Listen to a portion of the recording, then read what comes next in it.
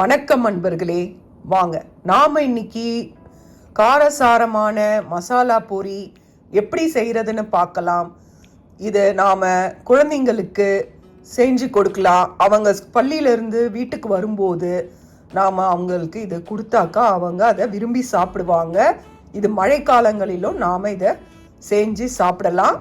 இதில் நட்ஸ் எல்லாம் இருக்கிறனால நம்ம உடம்புக்கு ரொம்ப நல்லது. வாங்க நாம் காரசாரமான மசாலா பூரி எப்படி செய்கிறதுன்னு பார்க்கலாம். அதுக்கு நான்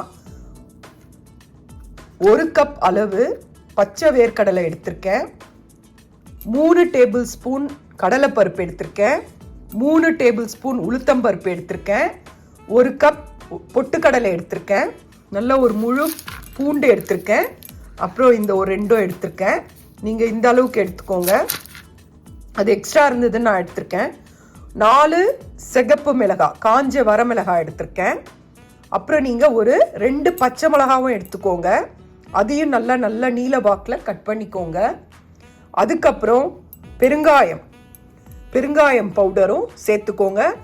இது அரைச்சி பொடி பண்ணி வச்சது தான், சேர்த்துக்கோங்க. அதுக்கு பிறகு வாங்க பார்க்கலாம். நிறைய கறிவேப்பிலை எடுத்துக்கோங்க. உங்கள்கிட்ட எவ்வளோ இருக்கோ அந்த அளவுக்கு கறிவேப்பிலை எடுத்துக்கோங்க. இதை முதல்ல பேனில் போட்டு நல்லா ஃப்ரை பண்ணிக்கோங்க. ஃப்ரை பண்ணிவிட்டு இதை இவ்வளோ பெருசு போட வேண்டாம், ஏன்னா சாப்பிடவும் மாட்டாங்க, எடுத்து போட்டுருவாங்க. அதுக்கு பதில் இதை கையிலேயே நொறுக்கிடுங்க, நல்லா பவுட்ரு பண்ணிக்கோங்க. அதுக்கப்புறம் இது அந்த பொரியோடையே கலக்கும் போது இதையுமே நாம் சேர்த்து சாப்பிடலாம். இதை நாம் கையிலேயே நல்லா நொறுக்கிக்கோங்க. இல்லைன்னா பல்ஸ் மோடில் வச்சு மிக்சிலையும் அடிச்சுக்கலாம். இது கையிலே நொறுங்கிடும், அதனால் நல்லா நொறுக்கி போடுங்க. நல்ல வாசனையாக இருக்கும்.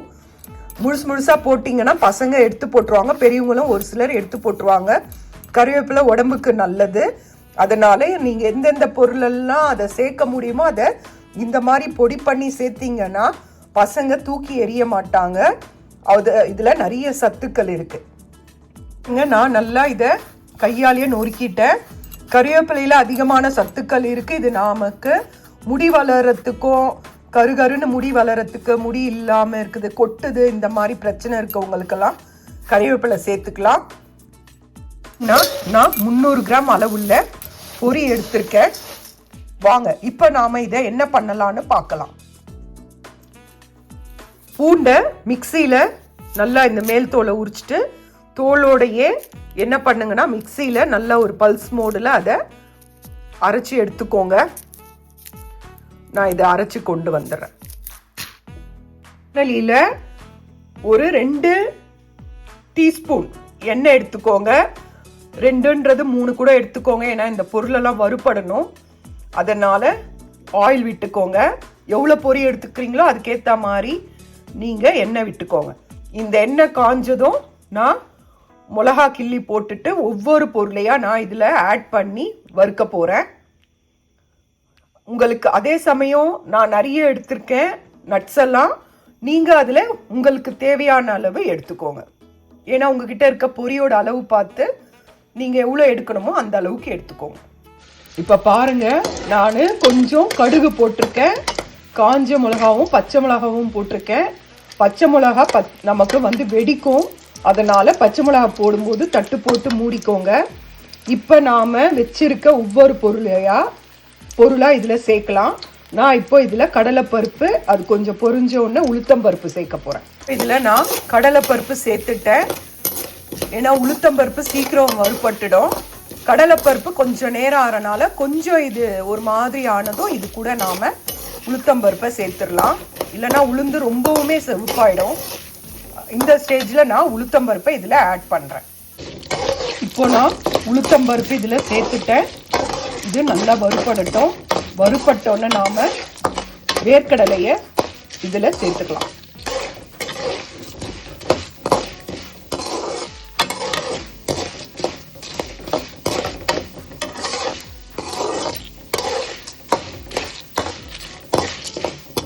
நான் வேர்க்கடலை சேர்த்துட்ட பிறகு நான் போய் பூண்டை மிக்சியில் ஒரு பல்ஸ் மோடில் அரைச்சி கொண்டு வந்துடுறேன். இது வறுபடட்டும். பாருங்க, வேர்க்கடலையே சேர்த்தாச்சு. வேர்க்கடலை கொஞ்சம் நல்லா வறுபடணும், ஏன்னா நம்ம பச்சை வேர்க்கடலை தான் போட்டிருக்கோம். சப்போஸ் உங்ககிட்ட வறுத்த வேர்க்கடலை இருந்ததுன்னா அதை நீங்கள் பொடியோடு கலந்து இதில் சேர்த்துக்கோங்க. இப்போ நாம் இதை பச்சையாக போட்டிருக்கனால இதை நாம் கொஞ்சம் வறுக்கணும். பொட்டுக்கடலை கொஞ்சம் வறுத்தாக்கா போதும். அதனால் இந்த வேர்க்கடலை நல்லா வறுத்த பிறகு நாம் பொட்டுக்கடலையை இதில் நாம் சேர்த்துடலாம்.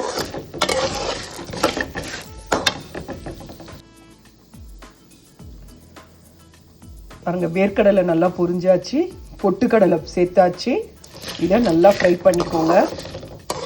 நான் ஒரு 4-5 கறிவேப்பிலையை சேர்த்துருக்கேன், ஏன்னா தெரியணுன்றதுக்காக சேர்த்துருக்கேன்.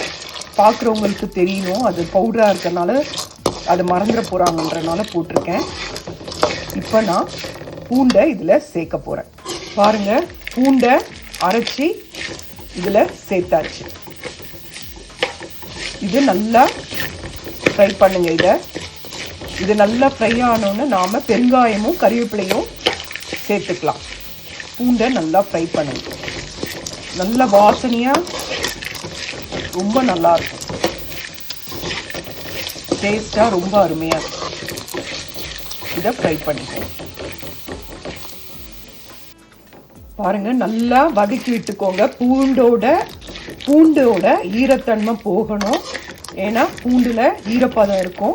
அதனால் பூண்டோட ஈரத்தன்மை போகிற வரைக்கும் நல்லா இதை வதக்கிக்கோங்க. இப்போ நாம் இதில் பெருங்காயமும் கறிவேப்பிலையும் சேர்க்கலாம். பாருங்கள், இப்போ நான் இதில் கறிவேப்பிலை பொடியை சேர்க்குறேன். கறிவேப்பிலை நொறுக்குனது தான், பொடி கிடையாது, சேர்க்குறேன். அதோட பெருங்காயத்தூளையும் நாம் இப்போ சேர்க்கலாம். பாருங்கள், நான் 1 டீஸ்பூன் பெருங்காயத்தை சேர்க்குறேன். இதை நல்லா கலரி கொடுத்துக்கோங்க. இப்போ இதில் நாம் கொஞ்சம் நல்லா ஒரு 1/2 டீஸ்பூன் மஞ்சள் powder, turmeric powder, 1/2 teaspoon red chilli powder, தேவையான அளவு உப்பு கலந்துக்கோங்க. Turmeric powder, chilli powder, salt, இது 3த்தையும் இதில் போட்டு மிக்ஸ் பண்ணிக்கோங்க. நான் இன்னும் கூட கொஞ்சம் பெருங்காயம் ஆட் பண்ணுறேன், நல்ல வாசமாக இருக்கும்.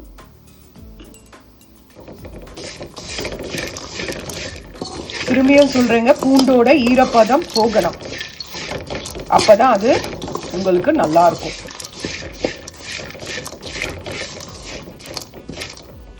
இதை நல்லா கலந்து கொடுத்தாச்சு. இப்போ நான் இதில் உங்ககிட்ட சொன்ன அந்த 3 பொருட்களையும் நான் இதில் சேர்க்குறேன். நான் மஞ்சள் பொடி, மிளகாய் தூள், உப்பு சேர்த்துட்டேன். இப்போ இதை நான் மிக்ஸ் பண்ண போகிறேன்.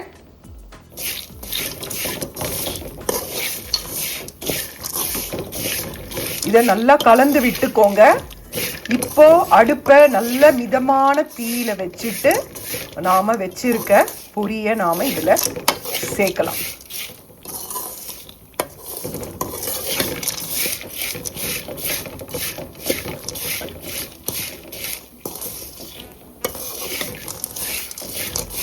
அவ்வளோதாங்க. இப்போ ரொம்ப சிம்மில் வச்சுக்கோங்க. இப்போ வச்சுட்டு பொரியை நாம் சேர்த்து நல்லா கலந்து கொடுக்கலாம். பாருங்கள், எவ்வளோ நல்லா இருக்கு பாருங்கள். உங்கள் வீட்டில் அவல் இருந்தால் கூட, வெள்ளை அவல் இருந்தால் அந்த அவலை கூட நீங்கள் நல்லா பொரிச்சு போடலாம். அப்படி இல்லைன்னா வெறுமனே கூட நீங்கள் இந்த மாதிரி செய்யலாம். இப்போ மிதமான தீயில வச்சுட்டேன். நான் இப்போ இதில் பொரியை சேர்க்குறேன். சேர்த்துட்டு நீங்கள் அதை நல்லா கலந்து கொடுங்க. இதில் நான் பொரியை ஆட் பண்ணிட்டேன். இதை மிதமான சூடில் வச்சு 5லிருந்து 10 நிமிஷம் கலரி கொடுங்க. அதுவே போதும் உங்களுக்கு. அதே மாதிரி இது நல்ல மஞ்சள் கலரில் வேணும்னா இன்னும் கூட மஞ்சள் பவுடர் ஆட் பண்ணிக்கோங்க. இது ரொம்ப அருமையாக இருக்கும். அதனால் இது மாலை நேரத்தில் நீங்கள் வீட்டில் செஞ்சு ஒரு டப்பாவில் போட்டு வச்சிங்கன்னா இதை நீங்கள் எப்போ நினச்சாலும் சாப்பிடலாம். குழந்தைங்களும் இதை நல்லா விரும்பி சாப்பிடுவாங்க. அதனால் இதை நீங்கள் வீட்டில் செய்யுங்க. இது ரொம்ப நல்லாயிருக்கும். மழைக்காலங்களில் கூட நாம் இதை செஞ்சு சாப்பிடலாம். நமக்கு குளிருக்கும் இது நல்லா இதமாக இருக்கும். நான் இதை நல்லா கலரிட்ட பிறகு நான் உங்களுக்கு திரும்பியும் காட்டுறேன்.